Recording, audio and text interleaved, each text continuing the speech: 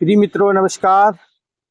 आज के सत्संग में एक पद ले रहे हैं जो संत ब्रह्मानंद जी का है और वो बड़ी सुंदर बात कहते हैं कि अचरज देखा भारी साधु, अचरज देखा भारी रे, अचरज देखा भारी साधु, अचरज देखा भारी रे। गगन बीच अमृत का कुआं, झरे सदा सुखकारी रे। पंगु पुरुष चढ़े बिन सीढ़ी, पीबे भर भर झारी रे। अचरज देखा भारी साधु, अचरज देखा भारी रे। बिना बजाए निस दिन बाजे, घंटा शंख नगारी रे। बहरा सुन सुन मस्त होत है, तन की खबर बिसारी रे।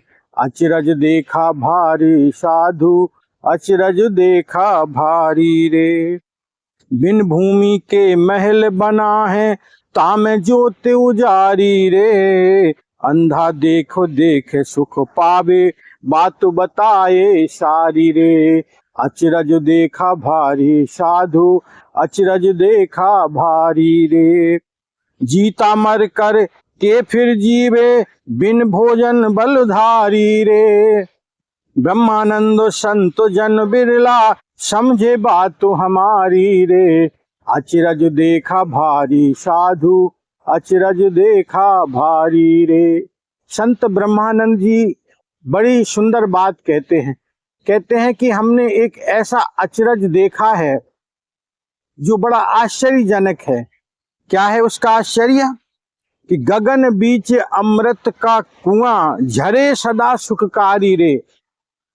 देखो कुआं तो पृथ्वी पर होता है जिससे हम जल निकालते हैं, लेकिन ब्रह्मानंद जी ने देखा है कैसा कुआं जो आकाश में है और वो निरंतर झरता है, यानी उससे जल बरसता है। ऐसा अद्भुत कुआं है वो, और ये प्रत्यक्ष में है भाई। पंगु पुरुष चढ़े बिनु सीढ़ी, पावे भर भर झारी रे। और जो पंगु है, लंगड़ा है व्यक्ति, वो सीढ़ी पर चढ़ करके उसका जल पीता है। लेकिन ये बड़ी बात थोड़ी सी उल्टी लगती है हमें कि ऐसा कैसे हो सकता है।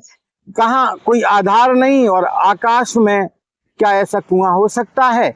लेकिन नहीं, सचमुच में वो कुआं है, और उसमें से दिव्य जल जिसको अमृत कहा जाता है वो निरंतर झरता है, और पीने वाले उसको पीते भी हैं।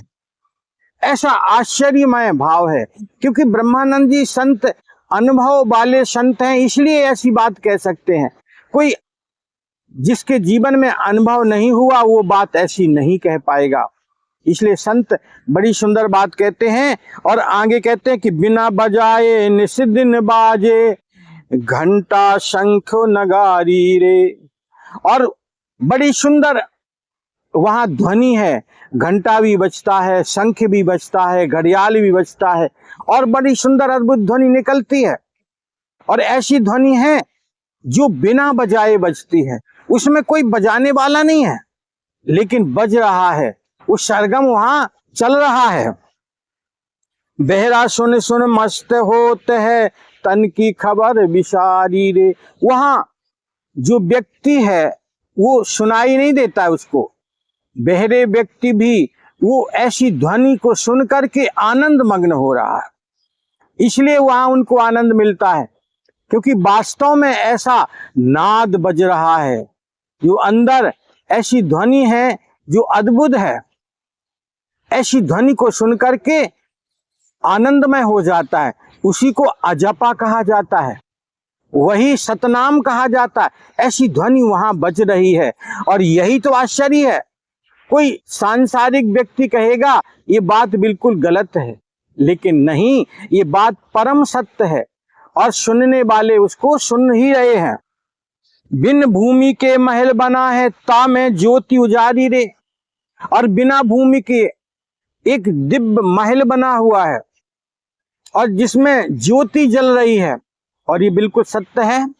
वो ज्योति है जिसके लिए कहा गया ज्योति अद्भुत ज्योति है, जिसमें ना चाहिए कछु दिया घृत बाती और अंतर ज्योति जले दिन राती। उसमें कोई घी की भी आवश्यकता नहीं, वो दीपक की भी जरूरत नहीं, लेकिन ज्योति जल रही है। वो आंतरिक ज्योति की बात करते हैं। तो ऐसा महल है जिसमें दिव्य ज्योति जल रही है, उसका अनुभव करने वाले बात समझ सकते हैं। अंधा देख देख सुख पावे, बात बताए सारी रे। और अंधा व्यक्ति जिसकी बाहरी चक्षु नहीं है, लेकिन जिसका अंदर का तीसरा नेत्र खुल गया, जिसका आंतरिक भाव जागृत हो गया, वो यह बात देखता है, वह ये प्रकाश देखता है, वो दिव्य ज्योति का दर्शन करता है, अनुभव करता है। उसी के लिए भगवान शिव के लिए कहा जाता है ना कि जब शिव तीसर नयन उघारा, चितवत काम भयो जद इशारा। जब भगवान शिव ने कामदेव को तीसरी आंख से देखा तो जलकर नष्ट हो जाते हैं, क्योंकि कामदेव भगवान शिव की समाधि को तोड़ने आए थे, वो भी देवताओं के कारण। तो वो तीसरा नेत्र है, हम सबके अंदर है भाई, केवल भगवान शिव के पास ऐसा नहीं है। वो तीसरी आंख भगवान ने सबको दी है, लेकिन खोलने की बात है ना, जिसकी खुल जाए उसका कल्याण हो जाएगा।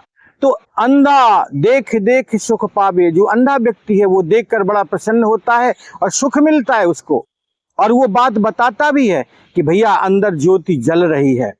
ऐसी दिव्य बात है। जीता मर कर के फिर जीवे, बिन भोजन बलधारी रे।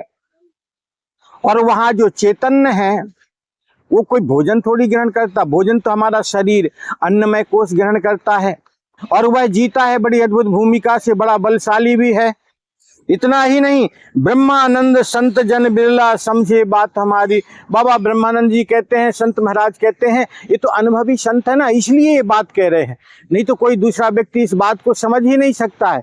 तो कहते हैं कि बिरला कोई समझ सकता है इस बात को। और कौन समझ सकता है? जो विवेकी पुरुष है, जिसके जीवन में वह ज्ञान प्रकट हो गया, जिसने अनुभव कर लिया परमात्मा का, वही ये बात समझ भी सकता है और वही ये बात अभिव्यक्त कर सकता है। इसलिए ब्रह्मानंद जी महाराज जो बात कहते हैं वो परम सत्य है। इसलिए मित्रों, इस बात पर थोड़ा सा विचार करना और अपने जीवन को ऊर्ध्वगामी बनाना। हरिओम तत्सत।